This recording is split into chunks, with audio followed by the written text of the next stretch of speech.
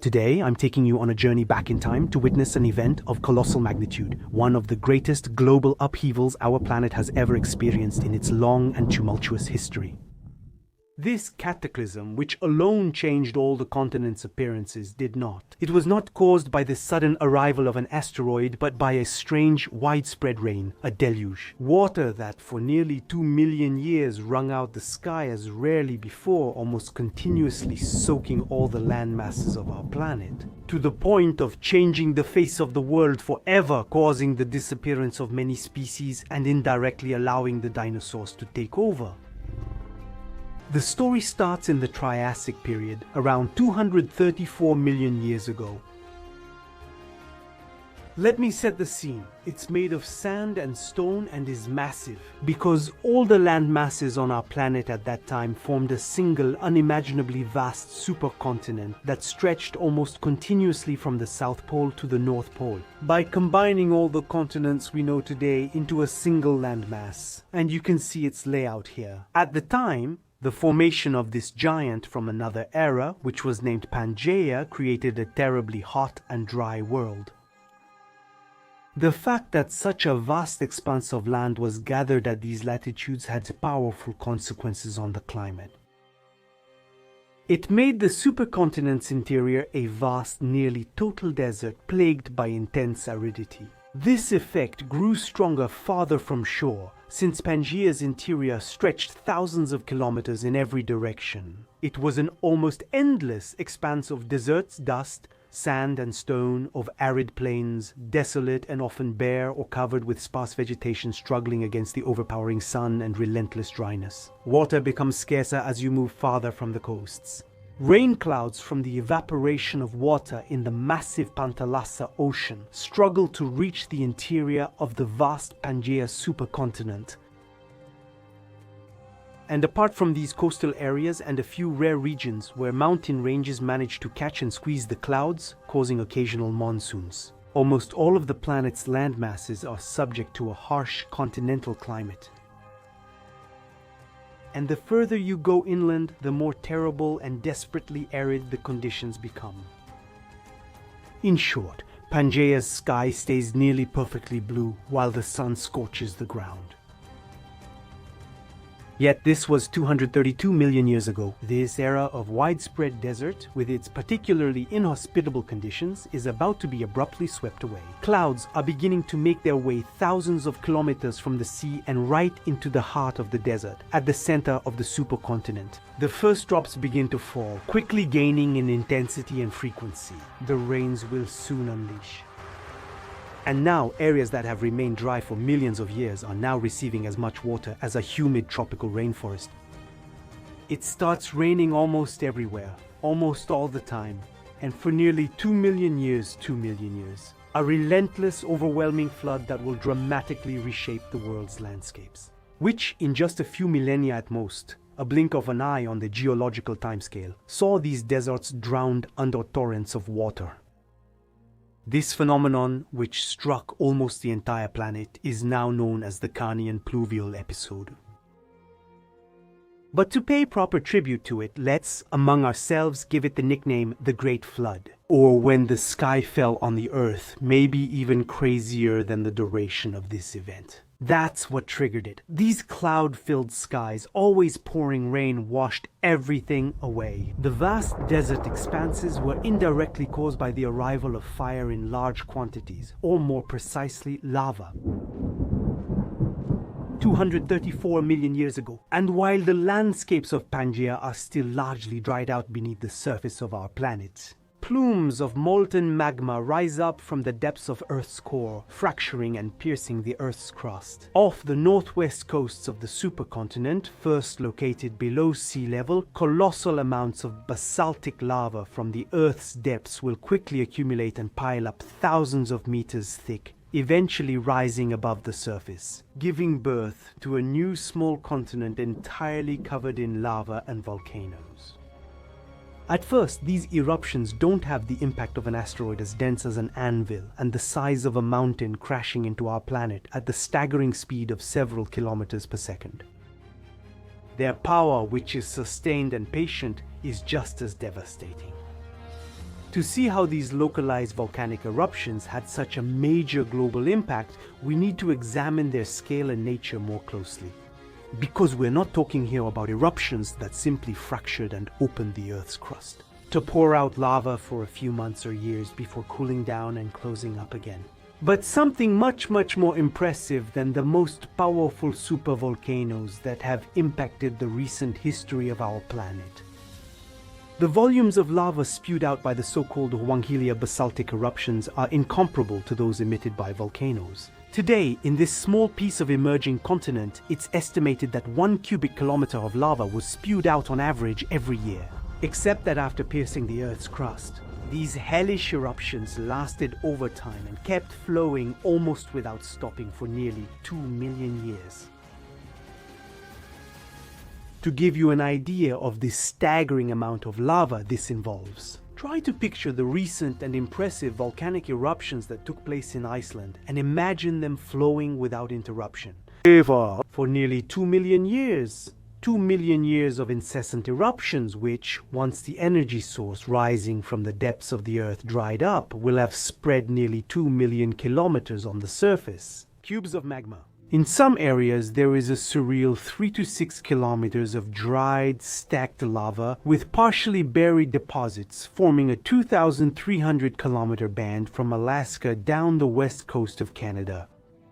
And you can imagine that the greenhouse gases and dust released into the atmosphere by such outpourings had a global impact. Methane and carbon dioxide levels soared to 1,000 parts per million after these eruptions, 2.5 times higher. Their current values created a vicious cycle of global warming. The oceans, absorbing much of the excess heat, saw their evaporation rates skyrocket. And this massive influx of water vapor into the atmosphere further amplified the power of the greenhouse effect, to the point of raising temperatures across the entire planet by 4 to 7 degrees. Within a few thousand years, trapped in this vicious cycle, the water cycle spiraled out of control. Because this sudden influx of energy also energized and redistributed atmospheric circulation, and the sky, heavy with moisture, was torn apart. Because the microparticles released in large quantities by the eruptions also served as anchor points and catalysts to form clouds saturated with moisture. The skies are now almost always filled with huge water-laden clouds moving deep into Pangaea's interior like a funeral shroud, pouring torrents of water as they go, with unprecedented violence and remarkable persistence. Because even though some parts of Pangaea could be swept by monsoon phenomena before the eruptions broke out, in this overheated atmosphere, storms are incomparably more frequent, and torrential downpours that were once exceptional are now the norm. In some places, they're even almost non-stop. Raging torrents wash away whole mountain ranges, and the streams that emerge carry eroded soil, overflowing their banks and flooding the plains. They carve deep into the landscapes they cross, sculpting them with their regained power, which practically no plant root can resist. Here and there, giant rivers are born whose meanders carve deep grooves. On the continents, immense networks of swamps form, and thousands of lakes, some as vast as inland seas, cover the horizon, as far as the eye can see. Soon after being worn down by the constant flow of water, the face of the world will be transformed by the massive arrival of plants. Almost everywhere, deserts and vast plains dotted with drought-resistant plants give way to dense, humid and lush forests. In the end, the continents haven't moved. No new mountain range has formed. No meteorite has fallen. It's the same planet, and yet a different world. After 2 million years of endless rain, volcanic eruptions decrease, the sky calms, and the climate slowly returns to some stability. Because the excess carbon monoxide too in the atmosphere will, over very long periods, be absorbed by the oceans or return to the Earth through various processes of rock weathering. While a part of it, absorbed by the lush vegetation of the forests that developed in large quantities on Pangaea, is compressed and cooked by the movement of tectonic plates and thus transformed into coal that we exploit today. And with the drop in temperatures and then the rains, the ecosystems that emerged with the arrival of these widespread precipitations, the swamps, the forests, will gradually disappear. The humid and green interval, which lasted for 2 million years, comes to a close and the global climate becomes arid and hot again. The reign of the desert takes over again until Pangaea eventually breaks apart. 20 million years later, these vast desert landscapes, shaped by torrents, could seem like they're from another planet.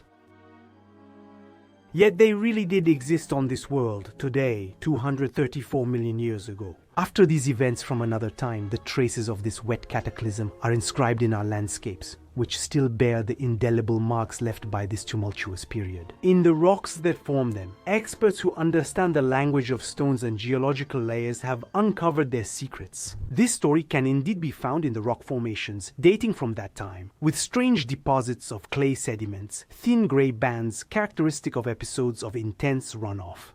And these scars, characteristic of a flooded world, are sandwiched between sedimentary deposits that settled much more slowly. Often a dull red typical of sun-baked rocks from times of widespread desert and extreme dryness.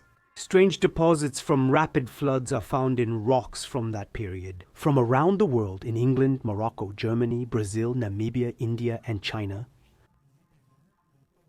Papua New Guinea, always. These sediments deposited at the bottom of rivers or giant lakes, these muddy deposits from lush swamps, or these piles of sand and soil suddenly torn in large quantities from ground pouring root plants, all tell us the same story. One might think of this great flood as a somewhat anecdotal interlude in the grand history of our planet. But after the clouds clear and the world dries, nothing will be the same again. Because the Carnian Pluvial episode not only impacted the landscapes, but also those who live in them. For those adapted to Pangaea's harsh, dry conditions, the sudden intense rains had consequences, and these lush forests and their waterlogged soils offered just as many shelters and opportunities to pioneering species.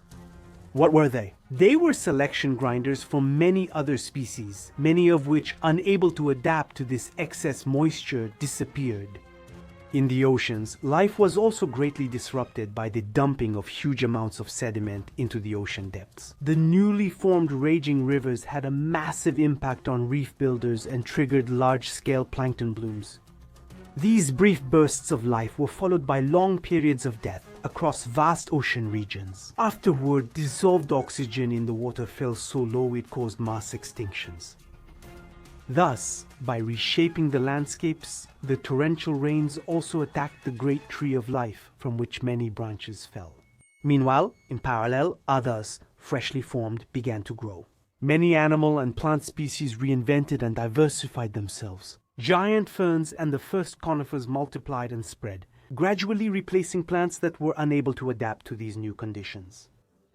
Among the vertebrates were the ancestors of mammals and reptiles, such as lizards, turtles, or crocodiles. Above all, they take advantage of this increased humidity. But the group that managed best to slip through the cracks and find an opportunity in this chaos is by far the dinosaurs, who will take advantage of the deluge to take control of the world before the sky cries down on their heads, were already populating a large part of the Earth's surface. But at that time, they were just a minor group among many others, and in fierce competition with the ancestors of mammals and the first reptiles.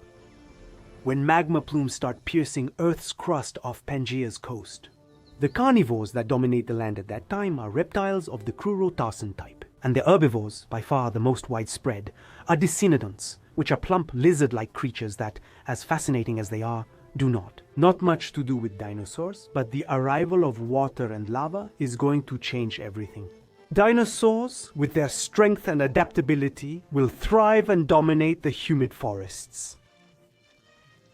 Thus, while dinosaur fossil footprints make up only 5% of those found in rocks before the skies unleashed their fury, they account for nearly 80% of our discoveries in the rocks that closely follow the time when the rains stopped.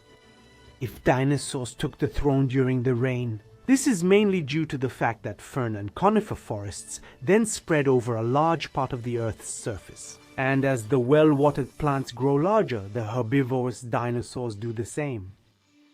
Before the flood, they're usually about turkey-sized. When the rain stops, some are as big as minibuses. The strength of the dinosaurs was that they were able to take advantage of the new sources of food provided by the forests of that era, much more efficiently than their direct competitors. Herbivorous dinosaurs were, for example, the only large creatures at that time to have teeth, and a digestive system capable of tackling fibrous and hard-to-digest materials, like the wood of large conifers, which until then had been confined to marginal ecological niches. With the arrival of the flood, dinosaurs became the undisputed masters of the terrestrial ecosystems, over which they would, from then on, reign. For nearly 165 million years, the Carnian Pluvial event was far more than a short, humid phase in an otherwise dry world. It was a real turning point in the turbulent history of our planet, which allowed the first modern ecosystems to take root. Although they're very distant from us in time, this event eerily mirrors our present, showing how powerful forces can spiral out of control. Imagine if the globe's temperature rose by a few degrees. It is estimated that the impressive eruptions of Rohingya released amounts of carbon monoxide, too comparable in magnitude to what humanity could emit into the atmosphere over several centuries. If we continue on our current path, then certainly life on our planet as a whole will always be able to be reborn from its ashes, giving birth to something new after its waters have broken.